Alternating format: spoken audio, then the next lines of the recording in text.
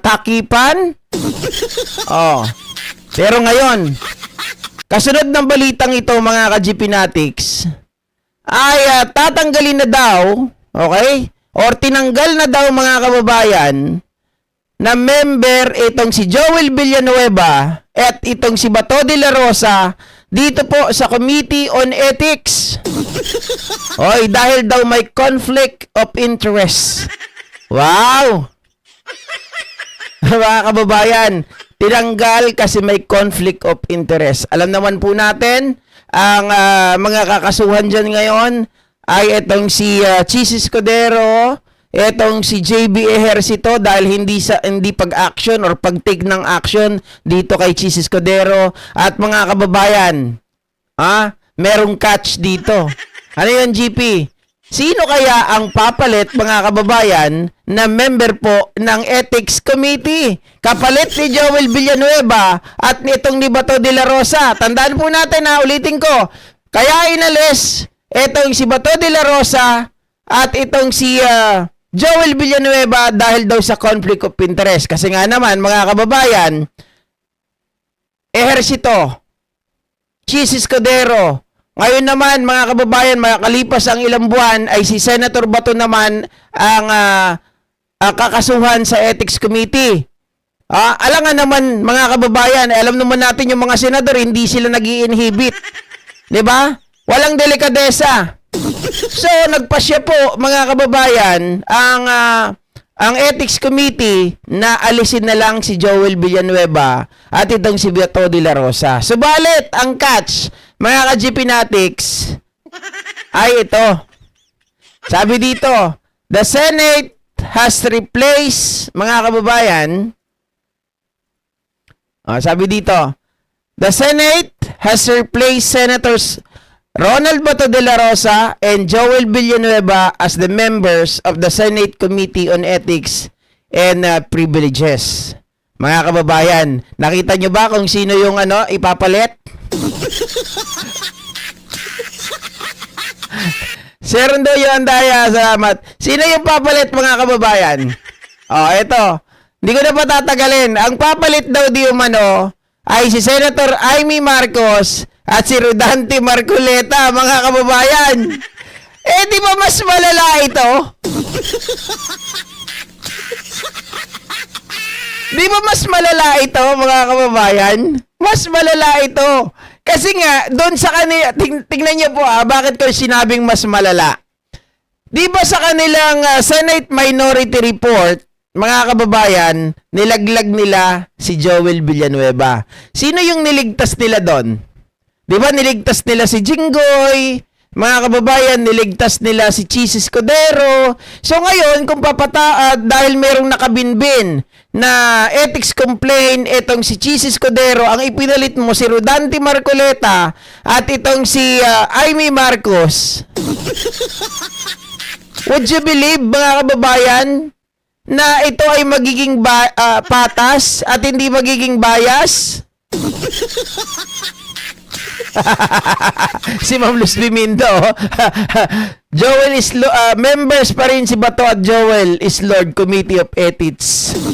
Uy, grabe yan Mga kababayan, tingin nyo hindi sila magiging patas or magiging patas kaya sila? Ewan ko ba dito sa Committee on Ethics? Kaya sabi ni Erwin Tulfo kanina, mga kababayan, parang napanood ko siya.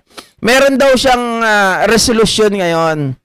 Ang sabi niya, may na-adapt akong isang resolution na kung saan ito ay nangyayari sa ibang bansa. Doon kung anong bansa yung sinasabi niya.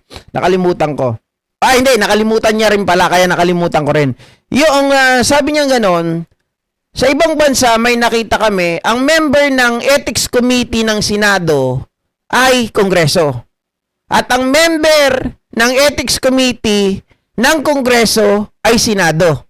So, vice versa, mga kababayan.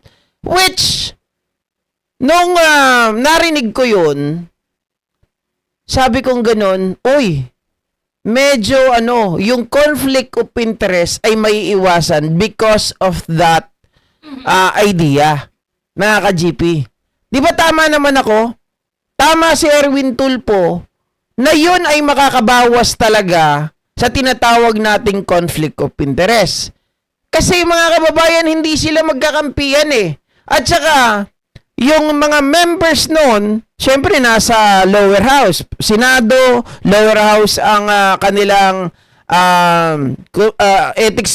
ethics committee members. Tapos, sa Kongreso, Senado ang kanilang ethics committee members. Walang magiging conflict of interest. Kung meron man, napakaliit na porsyento kung may mahalo lang, mga kababayan, na sabihin natin kaalyado nung sinampahan ng nasabing ethics complaint. Pero maliban doon, mga kababayan, ay hindi ko na nakikita o wala na ako nakikitang conflict of interest. So maganda yung minumungkahi nitong si Senator Erwin Tulfo hinggil sa bagay na yan. Kasi dito, mga kababayan, kung doon sa kanilang Senate Minority Report ay iniligtas nila si Chis Escudero, hindi malayo na iligtas din nila si Chis Escudero regarding to his, mga kababayan, ethics complaint. 'Di ba?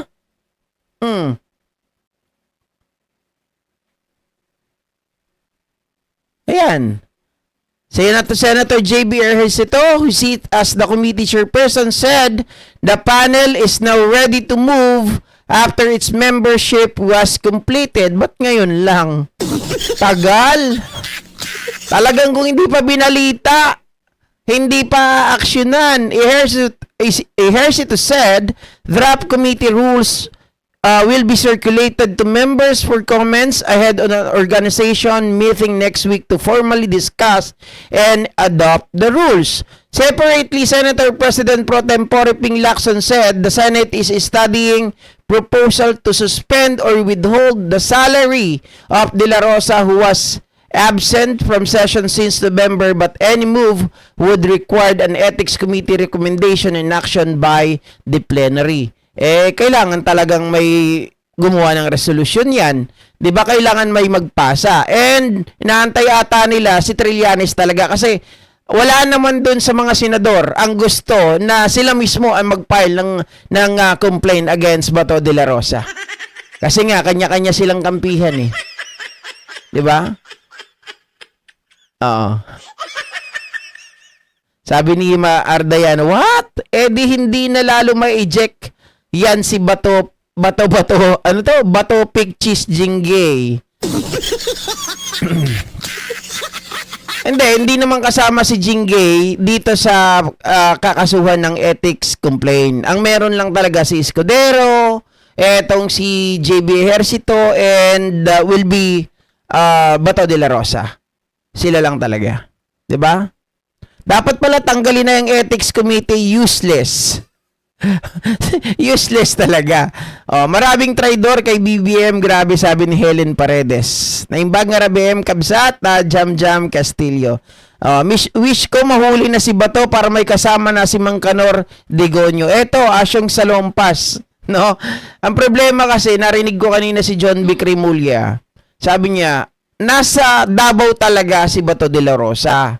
Siya ay nagpapaikot-ikot doon gamit ang kanyang motorsiklo. At kasama niya yung pamilya niya. Kaya lang, hindi natin siya pwedeng hulihin kasi wala pa naman kaming warrant of arrest. Hindi pa siya pugante. Yun ang sinasabi nitong si DILG John B. Cremulya. Pero kung meron na daw, hulihin niya na si Bato. Pero hindi, pinaalam na alam nila kung saan nagtatago, di ba? Oo.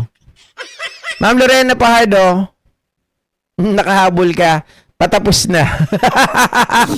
Patapos na. Pero may second batch naman mamaya. Okay. So, ito naman ang pag-usapan natin, mga kababayan. Hindi ko na pinatagal. Ganun lang naman yun eh. Di ba?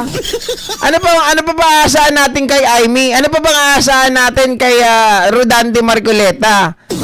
Di, syempre, mga kababayan, para may utang na loob, di ililigtas na naman nila si Chis Escudero. Kasi nga, tandaan po ninyo, si Chis Escudero ang nagligtas kay Sara Duterte way back nung kasagsagan po dapat ng impeachment trial. Pero hindi nangyari yon.